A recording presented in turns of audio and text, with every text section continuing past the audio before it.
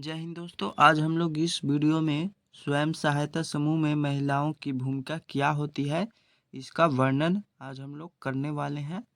तो इसका उत्तर लिखेंगे कि स्वयं सहायता समूहों के संचालक में महिलाओं की महत्वपूर्ण भूमिका होती है तथा अधिकांश स्वयं सहायता समूह महिलाओं के द्वारा संगठित किए गए हैं।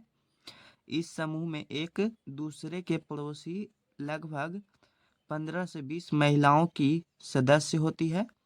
ये महिलाएं नियमित रूप से बचत करती है तथा इस बचत से ही इनकी पूंजी का निर्माण होता है। सदस्य महिलाएं अपनी ऋण की आवश्यकताओं को पूरा करने के लिए छोटे मोटे कर्ज इस स्वयं सहायता समूह से ले लेती हैं। यानी कि जब किसी व्यक्ति को पैसे की आवश्यकता होती है तो वह जाकर स्वयं सहायता समूह से कुछ पैसे कर्ज ले लेती है, जो कि स्वयं सहायता समूह उन्हें देती है। के बाद लिखें कि यदि यह समूह नियमित रूप से बचत करता है तो 1-2 वर्ष बाद वह किसी बैंक से ऋण लेने के योग्य हो जाता है। यानी कि जब वह स्वयं सहायता समूह पैसे को जब बचाती है तो उसका यह अधिकार हो जाता है कि वह बैंकों से अब उधार यानी कि कर्ज ले सकती है।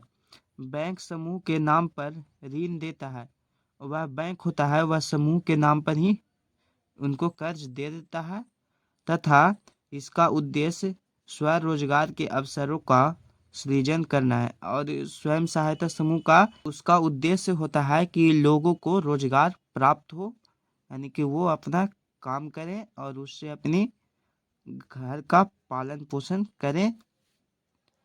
समूह द्वारा अपने सदस्यों को अपनी बंधक जमीन छुड़ाने, गृह निर्माण, सिलाई मशीन, पशु इत्यादि संपत्ति खरीदने के लिए छोटे मोटे ऋण दिए जाते हैं। यानी कि स्वयं सहायता समूह होती है वह सिलाई मशीन, पशु, जमीन, अगर किसी ने कब्जा कर लिया है उसको जमीन छुड़वाना है, फिर घर का निर्माण करना है, तो इत्यादि कामों के लिए बैंक है जो स्वयं सहायता समूह में स्थित किसी भी महिला को कर्ज दे देती है, जिससे कि वे लोग अपने घर परिवार का पालन पोषण कर सके।